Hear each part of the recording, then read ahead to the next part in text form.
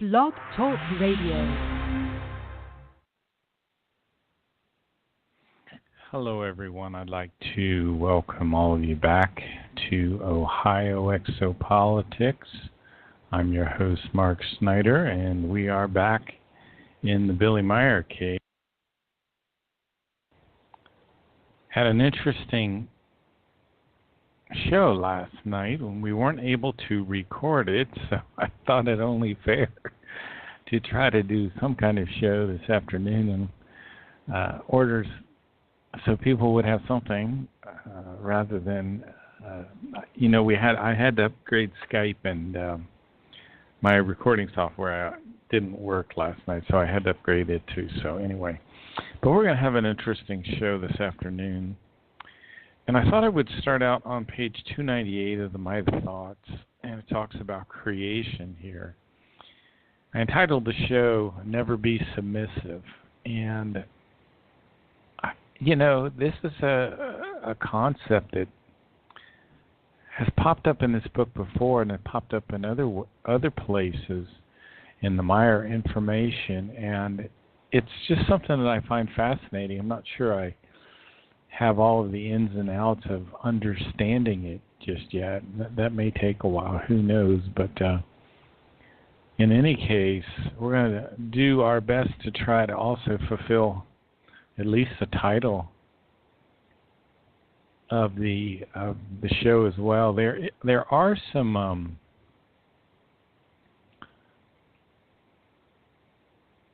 there's something in one of the FIGU bulletins that may or may not be a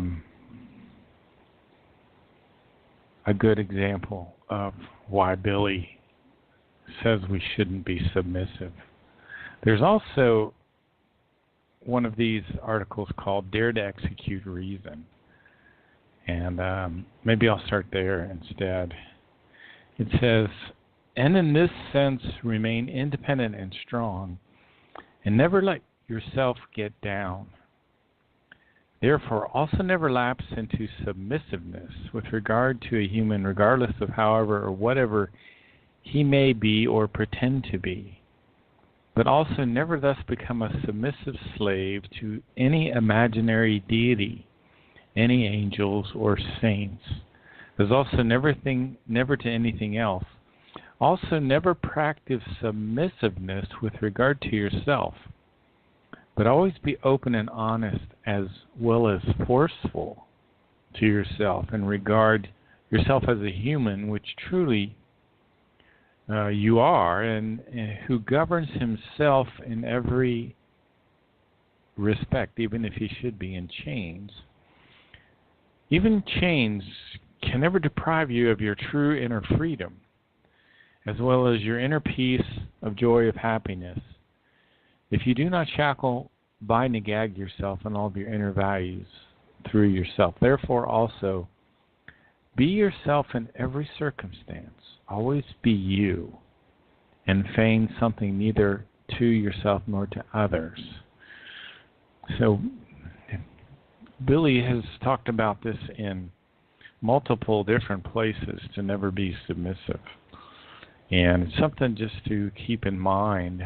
I think it has something to do with our consciousness, that we shouldn't be submissive, even though we can be under authority, I think, and still not truly be submissive.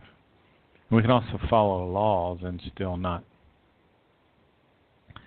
be submissive. Let me read another article entitled What the Human Seeks. Here, and this is of the Future Mankind site.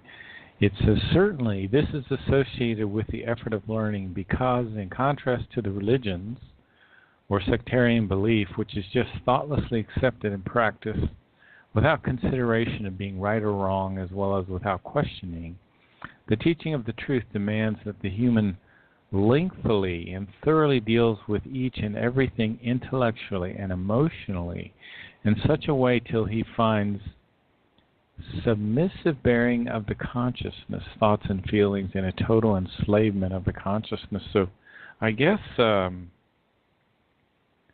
religions causes us to be submissive, and that leads to an enslavement of the consciousness. So always be independent. I remember him saying that in order to have the evolution of the consciousness, you have to be an independent thinker. So just a word, again, something I need to continue to study. Hopefully in future shows I can bring a little more light to that subject. And now on to another topic here, the creation.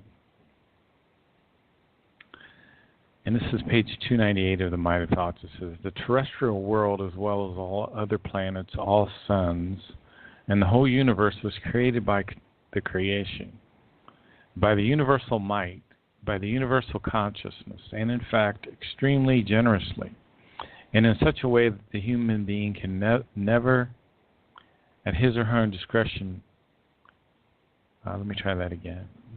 By the universal might, by the universal consciousness, and in fact extremely generously, and in such a way that the human being can, at his or her own discretion, build up for himself an innate will, if only he or she enables him or herself to do that.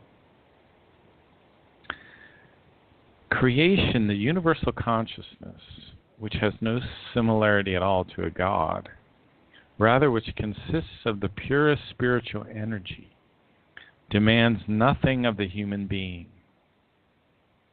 Rather, it gives him or her, by means of the part piece of the creational spirit, which works in the human being as the innermost enlivening form, impulses of various kinds, which the human being can follow and realize, or not, at his or her own choosing, according to his or her own self-created will.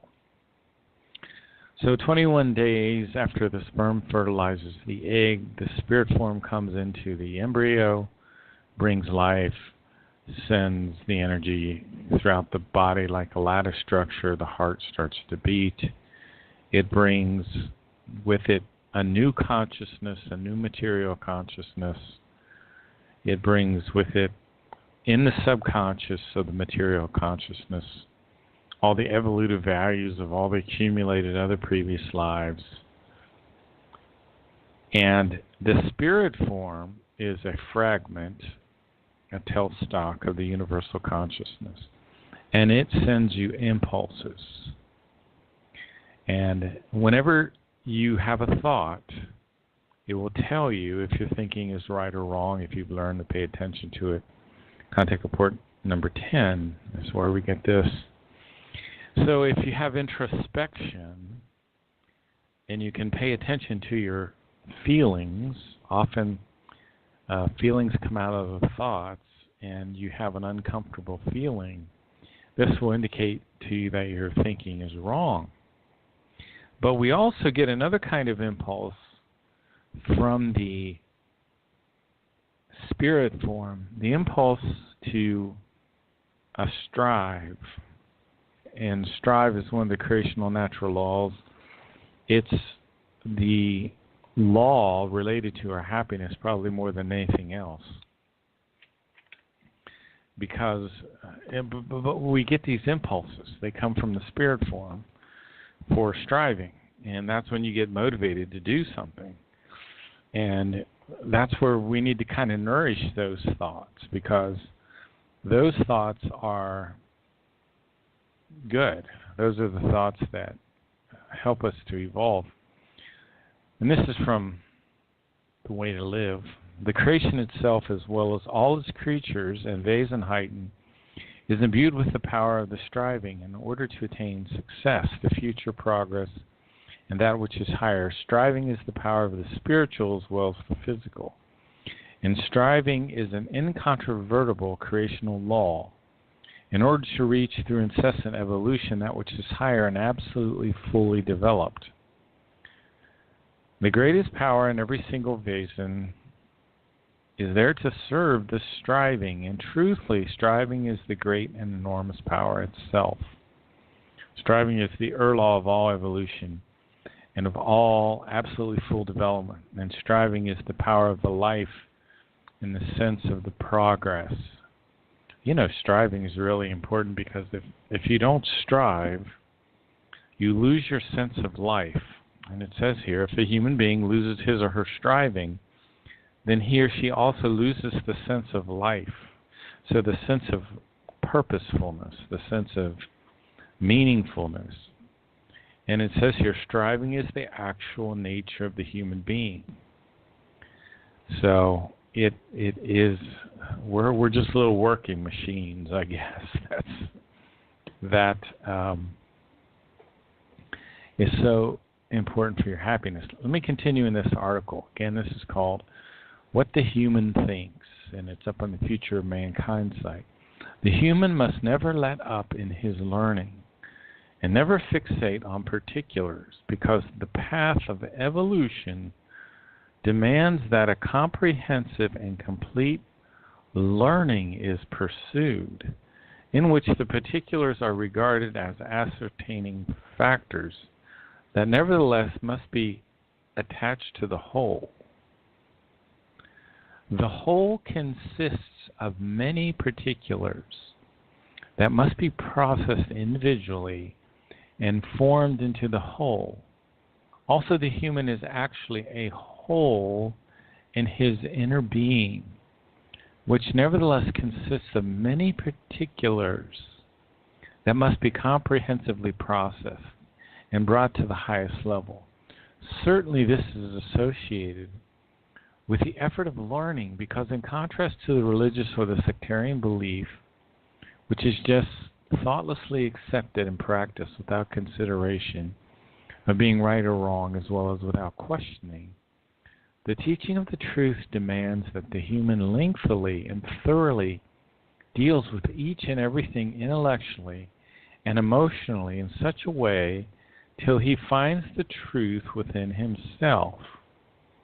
Religions and sectarian belief demands believing, a torment-like submissive bearing of the consciousness, thoughts and feelings, and total enslavement of the consciousness. So there's one reason why he says never be submissive.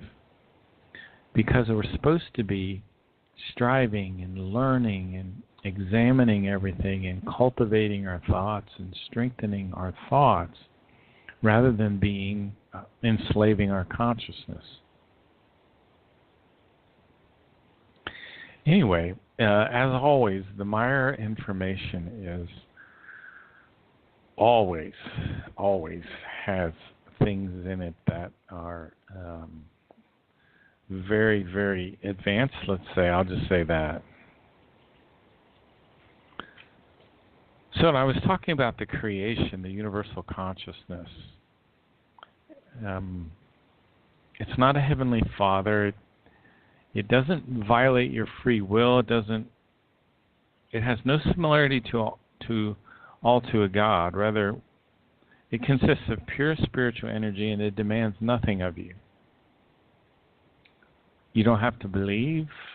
You don't have to disbelieve. Now, if you don't follow these creational natural laws, you will experience some really negative things. But it doesn't really demand anything of you.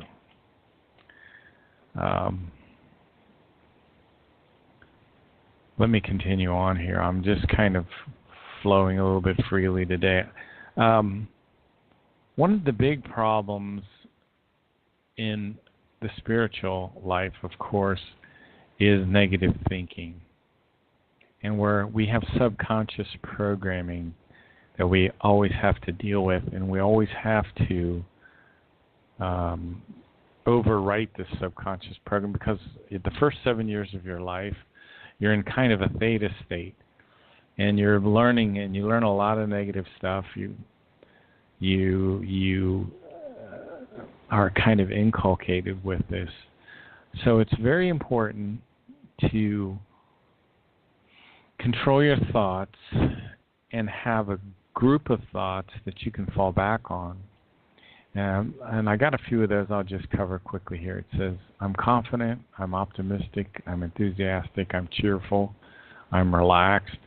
These are concepts from about page 200 to about 360 in the book, The Might of Thoughts. I'm the master of my own destiny. I'm the forger of my own fortune. I create my own good luck. I do not allow my thoughts to drift. I steer my thoughts like a captain steers his ship.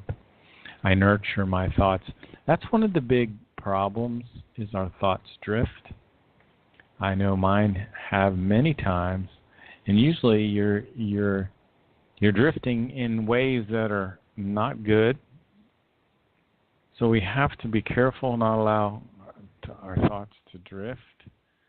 Only a conscious or unconscious purposefulness is able to bring one's thoughts to fruition. This is page 160. Therefore, the might of thoughts is only effective when there is a definite intention, indeed a setting of the zeal connected with the thoughts. It says on page 216 of the Might of Thoughts, do not ever allow yourself to drift on the ocean of life. Wow, now there's some wisdom. When you start drifting, I think that's when life gets very unproductive, and sometimes you can get in trouble. Do not ever allow yourself to drift on the ocean of life. Rather, take the helm in hand and steer the ship of life to solid ground. Always take the helm firm in your hands, and do not let any waves rip it away from you, and thereby losing your conviction for a good end. Let me read a little bit here related to this.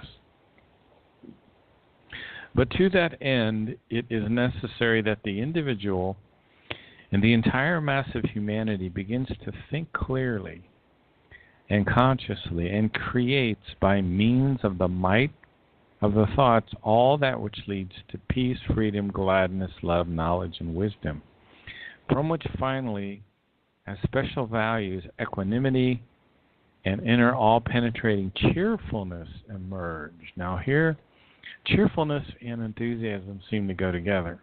And that's what I've been trying to nail down a little bit better, is enthusiasm. Because enthusiasm keeps you going, it keeps you driving. But only human beings who are able to control, keep pure, and use their thoughts and the might of their thoughts in a neutral, positive, equal lives form. Subject the winds and the storms of their unchecked and untamed and uncontrolled desires, wishes, passions, habits, and other terrible things to a consciously controlled obedience.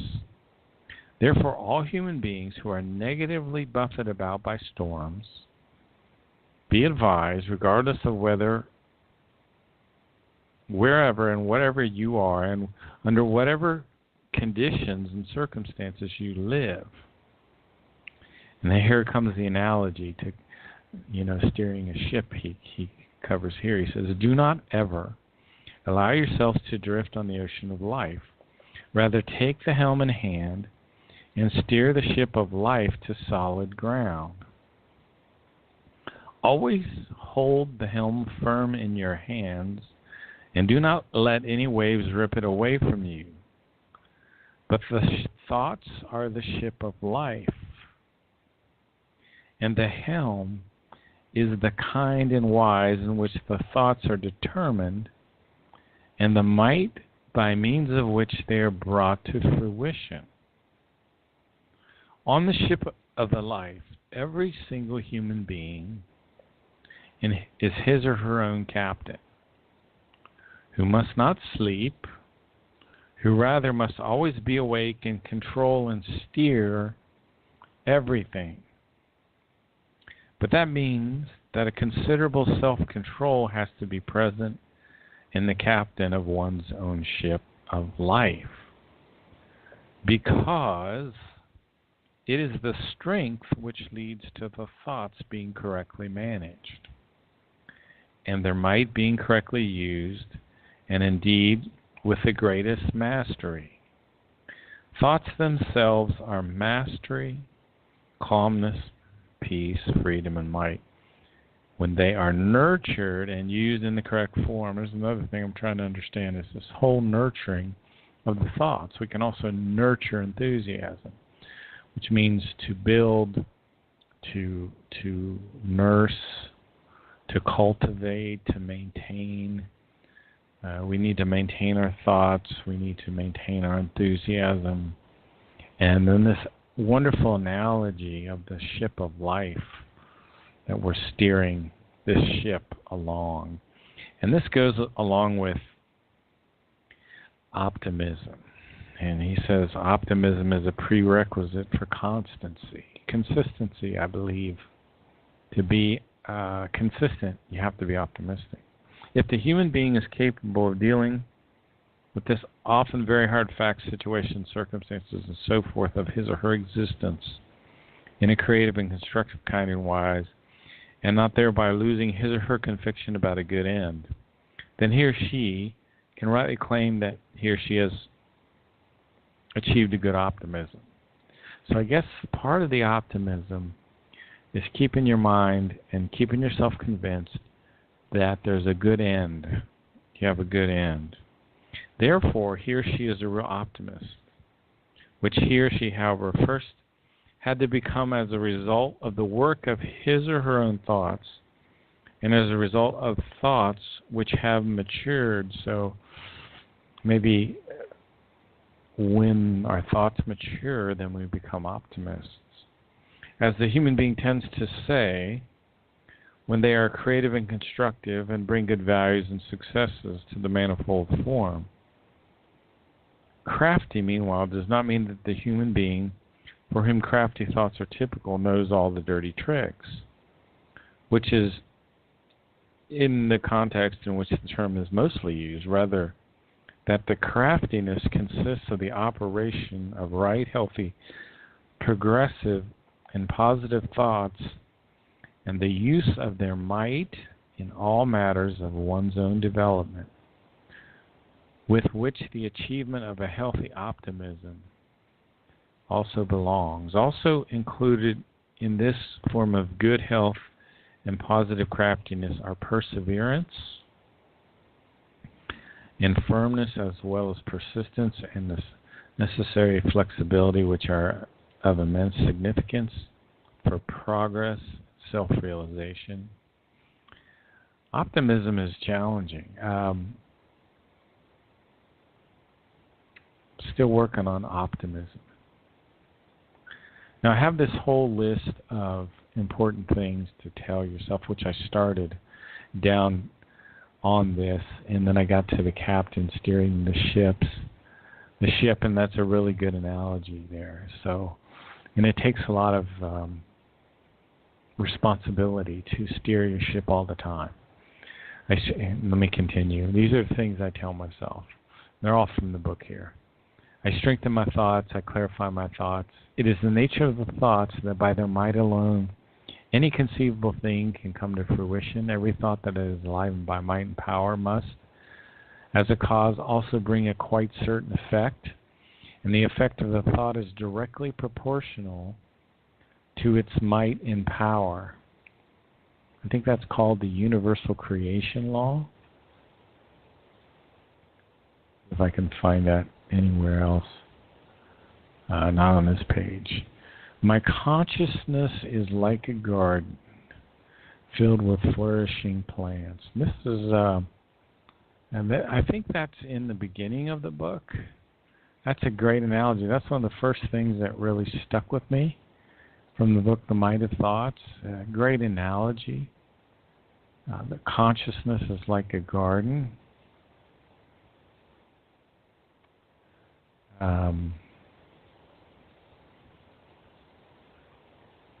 I wish I knew what page that was on, but I'll read what I have here in my notes. Well, actually, it says something about page 22, so let's look at that. I know I'm reading a lot today. Thanks for bearing with me. It seemed like the thing to do today for some reason.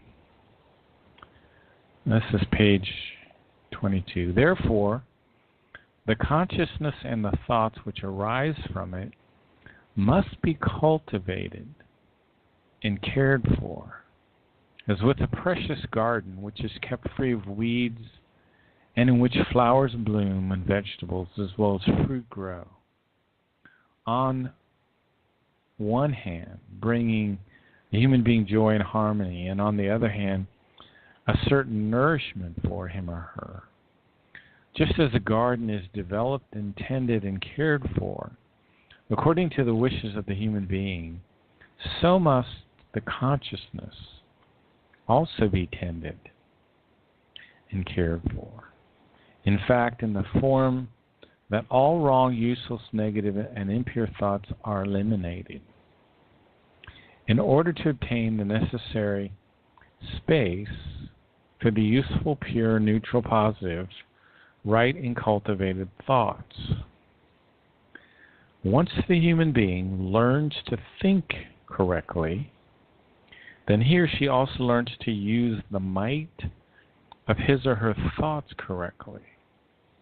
And once the human being actually learns to think correctly, then sooner or later he discovers that he is the master of his or her own psychical state, and that he himself is responsible for whether the psyche influences the life in a state of turmoil and imbalance or in a state of harmony or equalizedness.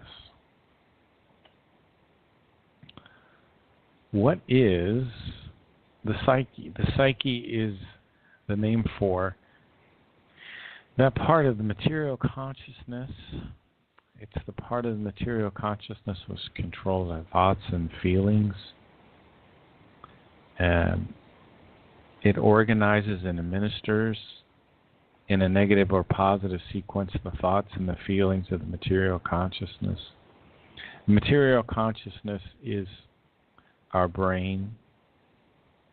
It personifies the force of the human being. It's where we do our decision making. So it's through the might of the thoughts the human being, him or herself, is the master of his or her life. So if you want to become the master of your life, we have to master first our thoughts. He or she must be willing to recognize and accept this and operate accordingly. Once he does that, he or she reveals to himself the laws of thinking and the might of his or her thoughts. And exactly that he or she gets to know with increasing exactness the kind and wise, as well as the powers and the sheer might of the thoughts, and the laws and elements of the consciousness, whereby the forming of his character, psyche, life circumstance and direction, and his entire destiny, as well as morality and personality, is very much easier for him. This is some very, very powerful statements here. So we need to learn to think correctly.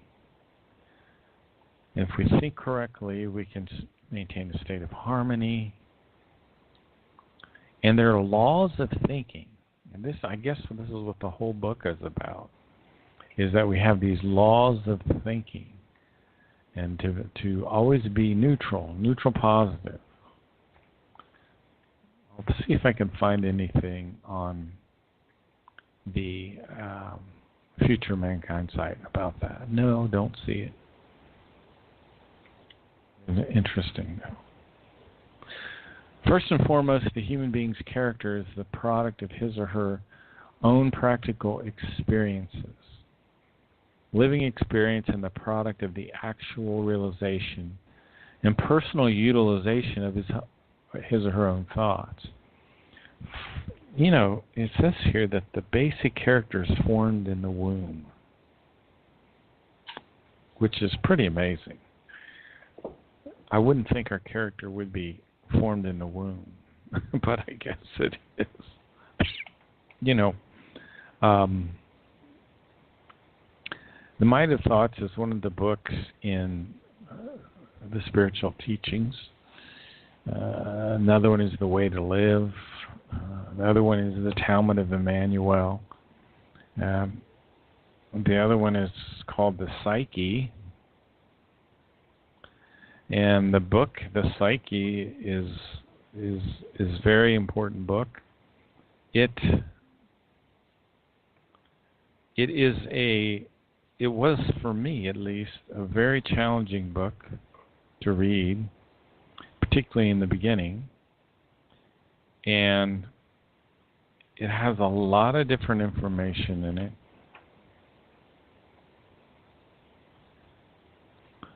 Again, what is the psyche? It's that half material block and factor which within the material body of a life form, in this case the human being, regulates and looks after the material conscious based feeling and the material conscious based thoughts. So we have the human being has a material consciousness and a spiritual consciousness. The spiritual consciousness is related to your spirit form. Spirit form is the fragment of the universal consciousness. It's a part of you that never dies. It comes in 21 days after the sperm fertilizes the egg. In the case of Billy, his spirit form is very ancient, 9.6 billion years old. So he was, as a young boy, he gets some tremendous impulses and tremendous information, particularly about creation. And some very, very profound things, which, gosh, I've talked about over and over again on the show so many times.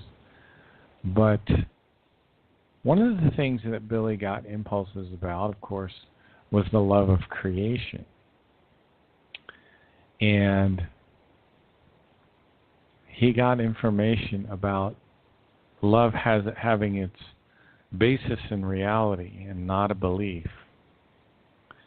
So there's something called wisdom conditioned love, which is the highest principle in all creation. Love is the highest principle in all creation, and through it, everything exists in absolute logic.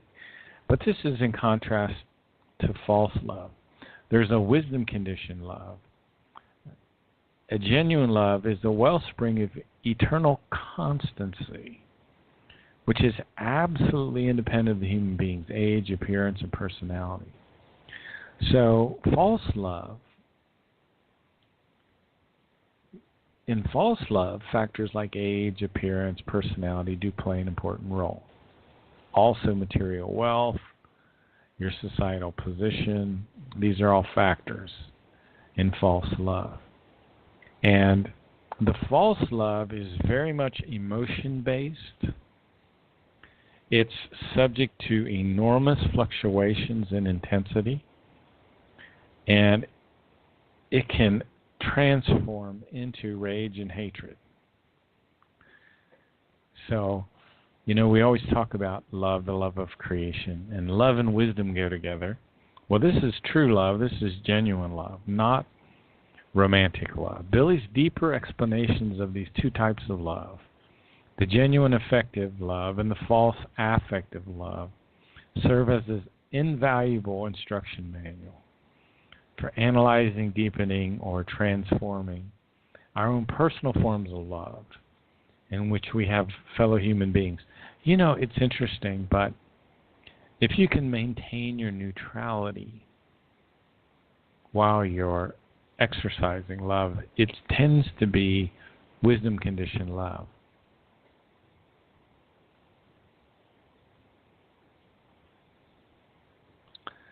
And even Semyase, Billy's third contact, said the earth human does not know love.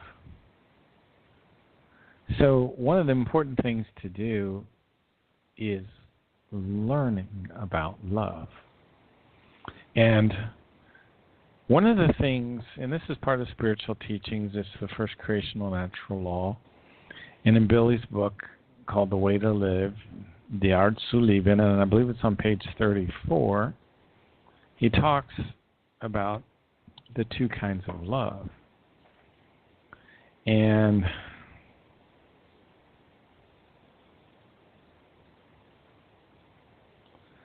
let me also kind of go off on a bit of a tangent here. It's because you also have to develop love for yourself.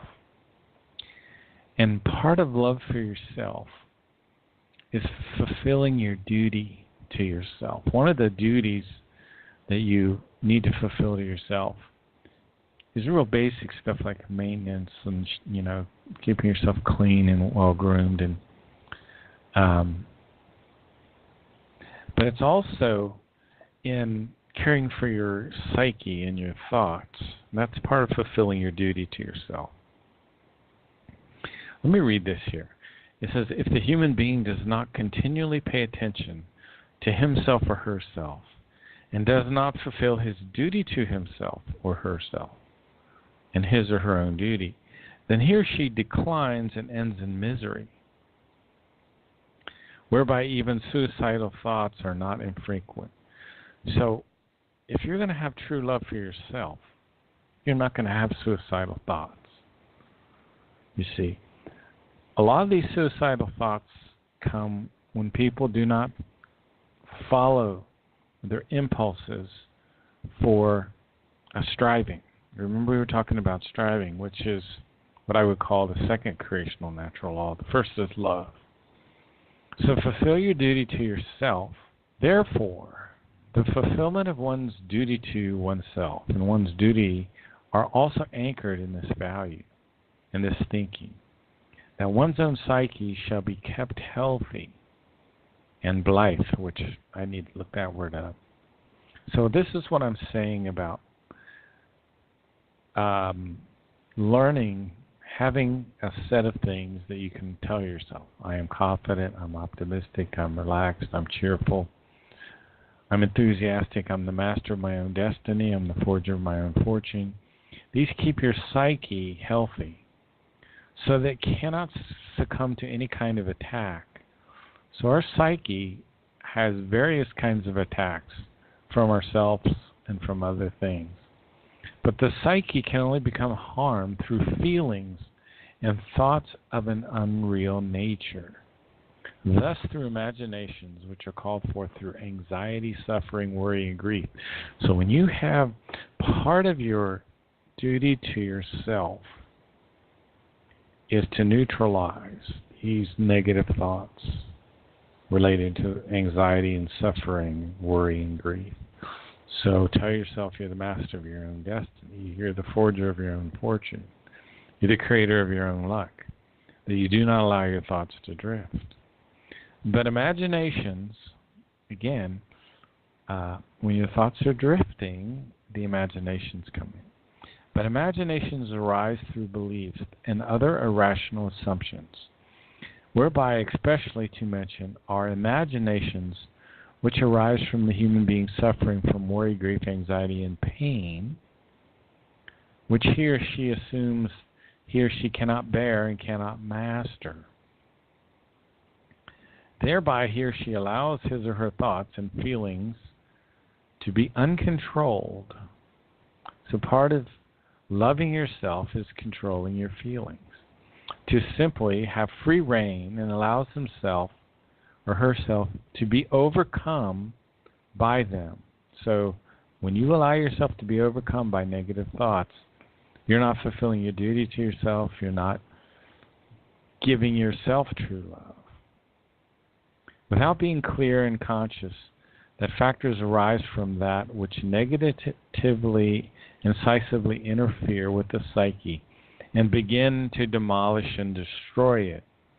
So part of fulfilling your duty to yourself is not destroying your own psyche. So love is not situated in the heart and not in the power of a God. And Billy explains that true love is what he calls the conglomerated form of fine spiritual perception, Empfindung, and it's not built upon emotions because it is fine spiritual, fine fluidal perception itself. So true love comes from the fine spiritual perception of reality. Such a perception of reality comes from the respectful, concentrated observation and the registering of that which is. It comes from perceiving at a fine spiritual level the nature of another human being, creature, or some other element or thing, so that knowledge and wisdom acquired this way through meditative concentration on the reality of a thing results in the experience of love. However, the ability to exercise concentrated observation is something we earth humans rarely possess, and therefore we must develop it through hard ongoing practice, often for many, many years. So, this hard work of learning to have introspection, to identify a negative thought, and to counter it with a neutral positive thought. So you're neutralizing the negative thinking. And you stop, of course, the negative thinking. You're substituting. Billy explains that there are many different forms which love can take, which apply for the different types of life forms between them as well, and which serve the specific relationship between the life forms. You have a relationship with the plants in your garden. You have a relationship with your pet, with your cat or your dog, and they're all different. If you feed some of the birds outside, you have a relationship with your environment. And it's interesting because love enables us to assist each other in our evolution. This is very, very interesting. Let me continue here in the way to live. Thereby, one's own duty and duty to self is turned into the exact opposite of that which edifying actually should have the upper hand in the human being and should protect him or her from all hardship associated with the wrong dealing with him or herself. So we do not deal with ourselves correctly. We are not fulfilling our duty to ourselves. We are not being our own best friends. And you have to be your own best friend. One of the best ways to do that is by controlling your thoughts and not allowing your thoughts to drift, but steering your thoughts. In the right dealing with oneself, body and psyche are to be given attention, first of all, and only in the second position are all those other things to which the human being must turn his or her attention to. So first, cultivate your thoughts. Have introspection in your thoughts. The human being must always be strong in relation to him or herself. And it must never arise that he or she lets him or herself fold through any small adverse occurrence, or through any small physical indisposition or discomfort. The human being, therefore, always must be brave and on top of things, and be always courageous in all things and always confident. Here's something to remember. Everything is transitory, and the time never stands still. Whatever may happen in the world, or somewhere in the infinite expanse of the universe, everything passes and finds an end, especially those things in the human life which relate to physical indisposition and discomfort, as well as to the psychical effects, such as worry, grief, anxiety, and pain of all kinds, and so forth. Through the fulfillment of your duty to yourself, therefore, through the fulfillment of one's own duty to the self, the dealing with one's self occurs, which in every regard has an effect which dominates positively, and which, through steadfastness, allows all still so small and great evils to be overcome. I really like this book. I don't read it enough. It's called The Way to Live, The Art zu Leben. And one of the wonderful concepts that Billy has created is this fulfilling your duty to yourself. And it's so, it's really basic, like, taking a shower and combing your hair and brushing your teeth. But it also deals with things like cultivating your thoughts and not allowing negative thoughts to dominate your psyche. The duty to yourself is always, it's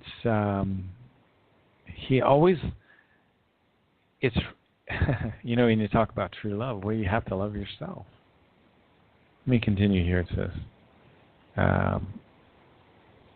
through the real overcoming of all that which is negative, slowly but surely the whole life is mastered. So fulfilling your duty to yourself allows you to master your life. After which, all that which is negative is then steered into forgetfulness.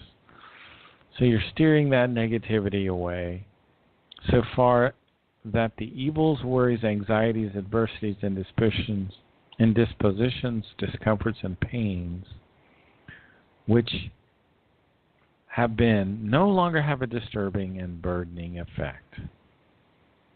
This is very quickly achieved, especially when the entire attentiveness is steered away from the burdens and is attached to something else which is neutral. So this is where meditation comes in. This is where wishful dreams come in and wishful thinking, where you can take your mind and focus it on something neutral, like a green hillside or a blue sky or the sun just sitting in the sky there. That's very neutral. Or a setting sun, or one of your pets, maybe your cat that you like. Your cat has a certain behavior that you really enjoy. The entire attentiveness is steered away from the burdens. So you steered your thinking away from the burdens of life and it's attached to something which is neutral. If you yourself want to be healthy and want to take joy in yourself, exactly as you can take joy in your fellow human beings and in your environment, when you live in accordance with them, then you can only do this if you live in the fulfillment of your duty to yourself. And in the fulfillment of your own duty. So 2 duties to yourself I can think of, like one would be general hygiene, cleanliness. Another fulfillment of your duty to yourself is keeping your thoughts neutral, positive, cultivating your thinking so that it's always healthy. That's another fulfillment of your duty to yourself. For that, however, it's absolutely necessary that you respect yourself so that others can respect you, respecting yourself.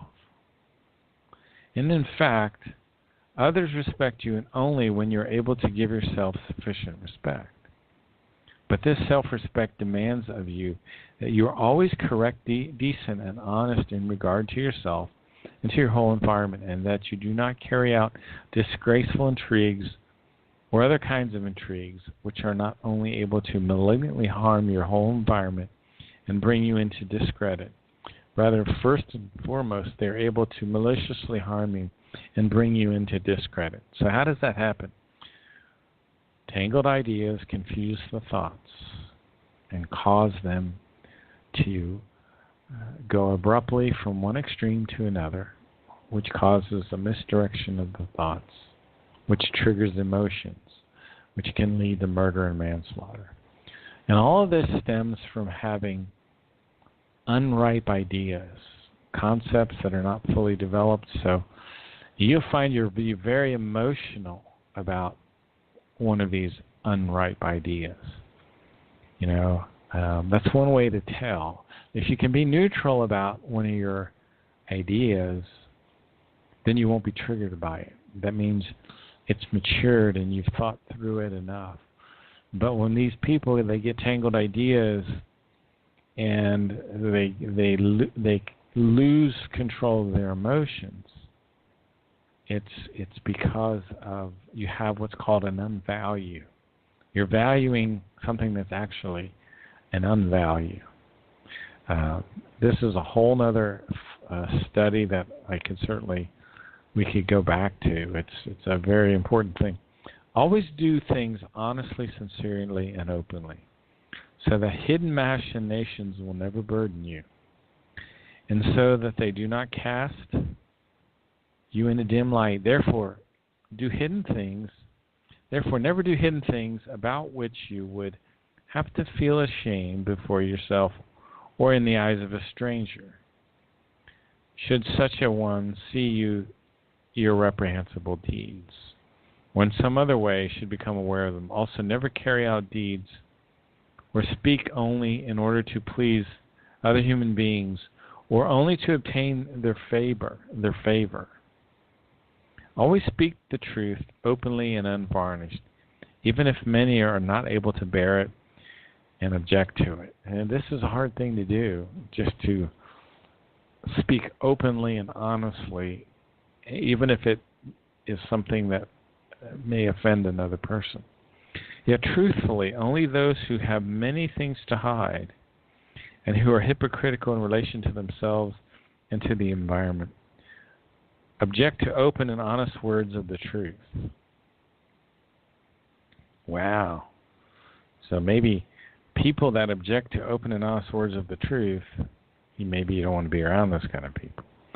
Falseness is a habit of such human beings, just as is the toadying and wanting to be better than others. The religious and sectarian confusion, fanaticism, as well as shirking in the face of the truth,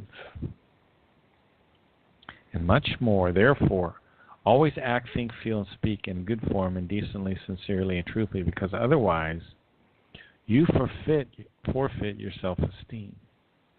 But as decent, good, sincere, and honest, as positive, neutral, good, and truthfully as you are in yourself, also be that outwardly in every regard when it is appropriate to use and openly announce the sublimity of your I and your fulfillment of your duty to yourself and your own duty. Okay. Another thing he brings out in this book is this concept of your I, yourself. Express the actuality of your sublime I openly and freely, and let yourself be recognized outwardly in your well-formed, neutral, positive equalizedness. Okay, now we're getting back to your duty to yourself. Your clothes also speak for you accordingly, because you always form your exterior according to your innermost. So another fulfilling your duty to yourself is dressing well. Therefore, regardless of how your clothing is, well-made, comfortable, elegant, or extravagant, so forth, of absolute importance is that it is very clean and well cared for. And that also goes for your teeth and your hair and your fingernails and your toenails, and for the intimate areas as well as your entire body. Okay, this is another thing about fulfilling your duty to yourself. Never allow yourself to appear ragged in clothing and self-care. Not even when you are hidden, forgotten by the world, and alone somewhere in the deepest desert and cannot be seen by any human being. This is something I'm guilty of myself sometimes. Therefore, never go around dirty, not even when you are concealed, because you owe that already to your self-esteem. Alone, in the fulfillment of the duty to yourself and to your own duty, do not clothe yourself in dirty and ragged forms, and never unworthy of your position, regardless of what it must be. Even the beggar is able to clothe himself or herself in decent, clean garments. I'm just noticing I have some paint on these sweatpants. Funny how this stuff gets you to look inward, doesn't it? Okay, anyway. Even the beggar is able to clothe himself or herself in decent and clean garments, even if these must be mended and worn away uncountable places, only just correspond to his or her minimal needs. Therefore, never go around unrightly, and do not go bent over drunk due to alcohol or drugs. Another principle of fulfilling your duty to yourself is don't walk around drunk. Don't be a stoner. Don't walk around stoned. This is such practical material. Always practice good manners. Indeed, also when nobody observes you. Therefore, also go around with good manners when you are alone with yourself, and only have yourself as company. Alone, thus, you can stand before yourself in honor and dignity, and take joy in yourself because of your own good manners. Well, that's an interesting concept. And esteem for the fulfillment of your duty to yourself and your own duties, which you also nurture in regard to yourself in total isolation and aloneness. So part of fulfilling your duty to yourself is when you're alone, keeping yourself from being ragged. Therefore, never misevaluate and misjudge your own value, and never lose the confidence in yourself. Part of fulfilling your duty to yourself is having confidence in yourself. Always retain the consciousness of your own human dignity and of that of the next human being, so that you are never tempted to disregard or condemn yourself or the human being next to you as unrighteousness and imperious ones, who can condemn you or the next human being to life or death through a judgment, even if they can never justify that in any single case. Always consider yourselves, your feelings, so that these move along lines which are just as correct and sincere as your whole mentality and all of your actions. Also consider that you must always be just as wise and skillful as many others. Always think of this. You never lack the enthusiasm and sincerity to do the same good and sublime things that someone else also does. Attempt to achieve good and better things, and never be slack in your efforts to be better than you know yourself to be, and better than you consider to be possible. Always esteem your fulfillment of your duty to yourself and your fulfillment of your own duty, which is also rooted in you never despairing and never being in bad temper. When you do not reach the same high intellectual position or moral greatness of another human being, as indeed already conditioned by evolution, there are no two human beings in the whole universe who would be at the exact same level of evolution. Wherever you look, there are human beings and other life forms which are on the most various levels of development, and at most come close to each other in certain things, however always with a recognizable difference. Therefore, to be able to exactly equate yourself with another is and always remains an impossible thing. You will always be lower or higher than the human being next to you. Therefore, do not be inequitable to yourself. If you cannot be at the same level as a human being of a higher standing in regard to evolution. Well, again, these are these fantastic books I always talk about. The Way to Live, The Talmud of Emmanuel, The Psyche, The Might of Thoughts. Please buy these books. Read them for yourself. There will be a wealth of information. You've been listening to Ohio Exopolitics. I'm your host, Mark Snyder. Have a great day.